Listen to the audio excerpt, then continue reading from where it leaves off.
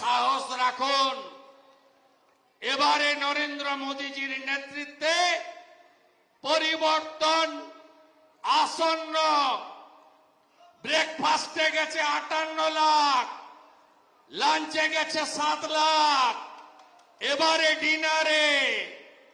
ডিনারে বাংলাদেশি মুসলিম অনুপ্রবেশকারী ভাগো ভাগো ভাগো ভাগো,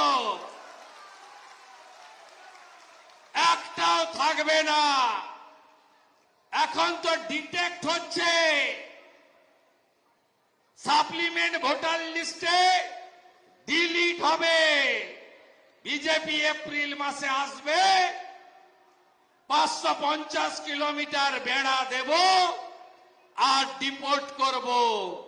সাতক্ষীরা চলে যা, নোয়াখালী চলে যা, খুলনা চলে যা, যেদিক দিয়ে এসেছিস ওই রাস্তা দিয়ে পালিয়ে যা।